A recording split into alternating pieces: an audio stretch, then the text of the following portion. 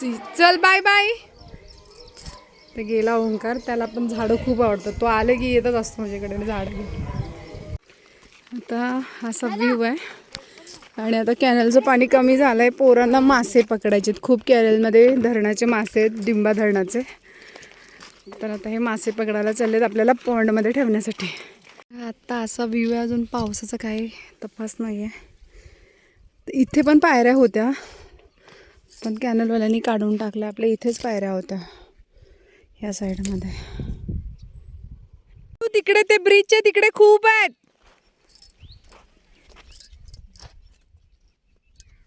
तुम्ही बघितले का इकडे?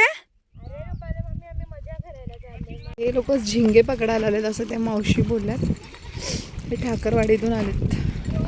आणि तिकडं त्या मेंढीच्या मावशी आहेत, मेंढ्या घेऊन चालत तिकडे आपला फार्म हाऊस. आणि आता त्यांनी सांगितलं की इकडे मासे नाही आहेत, तर आता आम्ही त्या स्पॉटला चाललो आहे तिकडे. मेंढ्या पाणी प्यायला आल्यात. दिक्कत अशी झाली की मासेच नाही आहेत. तर आता आम्ही आंब्याच्या वाटेने चाललो घरी. आणि आंबा आलाय तिकडं, पडाले त्याचे सगळे आंबे. खूप मोठं झाड आहे, 200-250 वर्षापूर्वीचं झाड आहे. ही झिंगे पकडतात. ते अजिबात आहेत का? त्या इथे आमच्याकडे यायचे, त्या मेंढ्या घेऊन जायचे बघा. चाललो ऐश्वर्याच्या घरी. तर आता आम्ही इथे आलोय. चला थोडंसं चालत जाऊया. देवीला आलोय आम्ही इथे. आणि हे आमचा व्ह्यू बघू शकता. हे आपलीच वावर आहेत सगळी, शेत. हे आपलेच आहेत ना बाबा सगळे भाऊकी? सगळी वावर, होलीच वावर डोंगराच्या खाली. तर आता आम्ही मसोबा देवाला आणि देवीला चाललोय आमच्या मस्त. आणि तो आपला महादेवाचा डोंगर, हा कोंबरवाडीचा डोंगर. आणि ह्या दोन डोंगराच्या मध्ये जे पण एरिया आहे ते सगळं आपलाच आहे. म्हणजे भावकीमध्ये डिवाइड झालेलं.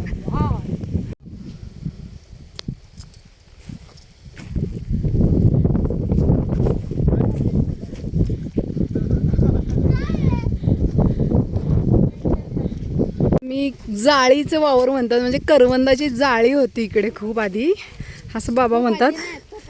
आत्ता कुठेतरी दिसते थोडेसे करवंदाचे झाडं, माहीत नाहीत आता इथं, मला तर दिसत नाही आहे. पण बाबा बोलतात की त्या आधी खूप करवंदाची झाडं होती, म्हणून त्याला करवंदाचे जाळीचं रान म्हणतात. आणि इथं आमचं मसोबा देव आहे. जो मेन मसोबा देव आहे तो इथे आहे. नंतर प्रत्येकाने आपल्या आपल्या शेतामध्ये एक मसोबाचं स्थान केलं. हे आहे मसोबा देवाचं मेन मंदिर. खूप सुंदर वाटतं इथे. हे जे मूळ लोक होती बाबांचे, आजोबा, जय मसोबा देवा.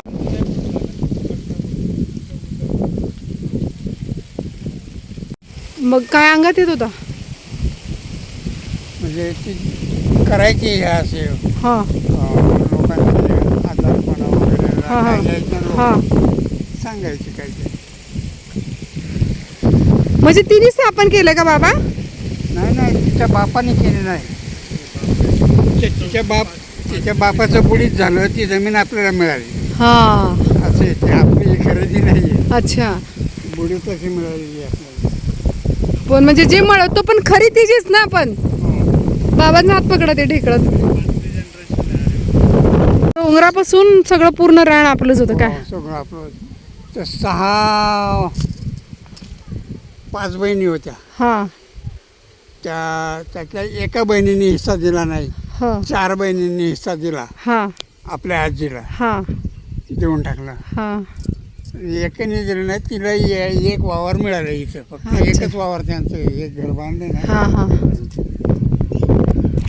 बाकी मग सगळं आजीचंच आहे का?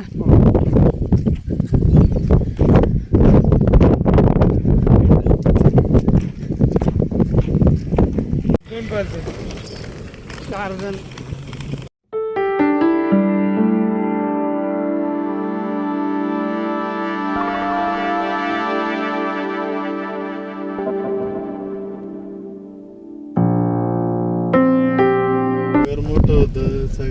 मोठेपणातच गेली. बयाजी बाबाजी म्हणजे मोठा माणूस होता ना, हा त्याची खरेदी घेतली मी. म्हणून काय विकलं, काय विकायची गरज पडली? काही गरज नव्हती. उगाच. उगाच कोण ते करत नव्हतं. माळ आहे ते वरती, काही जसं नाही येत ते डोंगरावर.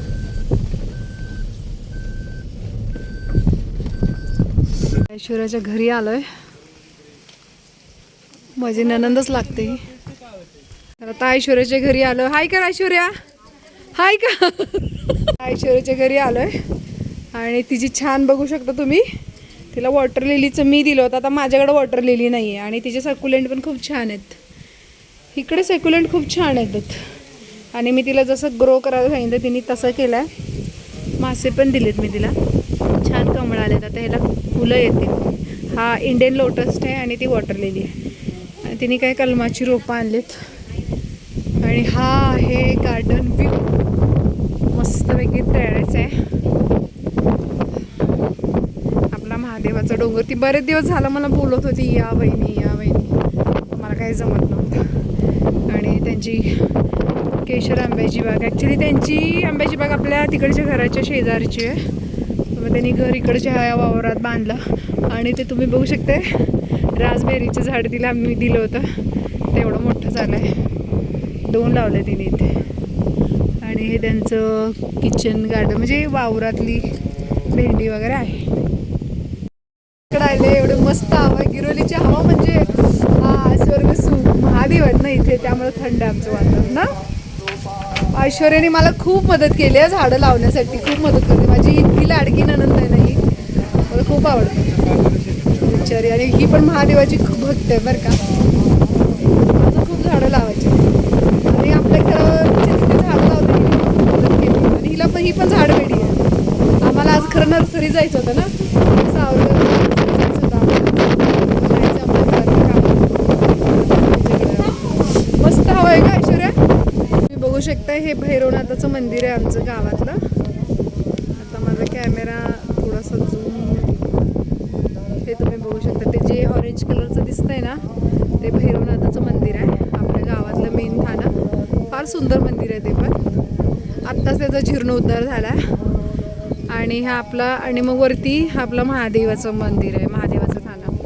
म्हणजे इथे भैरवनाथाची खूप मंदिर आहेत. म्हणजे जे मेन वेशीला आहे ते त्या दिवशी मी एक शॉर्ट व्हिडिओ टाकलं होतं ते वेगळा. आणि हे मेन भैरवनाथाचं मंदिर आहे. आणि वडामध्ये पण एक भैरवनाथ आहेत.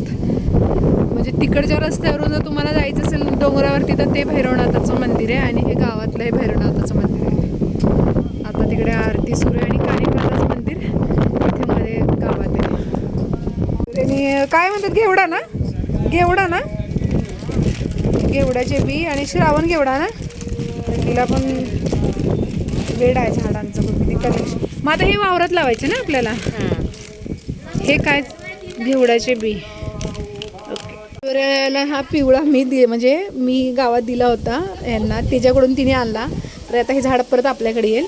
आणि हा तिने पांढरा आणलाय ना, हे पांढरं वॉटर लिली. आणि हे जे सॅक्युलेंट वेगळे आहेत.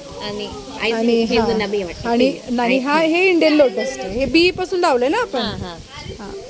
ऐका ना. हा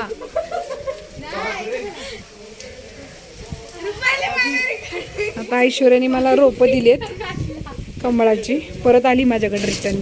पांढरं कमळ तिनेच आले. कुठून आलं पांढरं कमळ तू? नारोडी मनसर मधून आणलंय.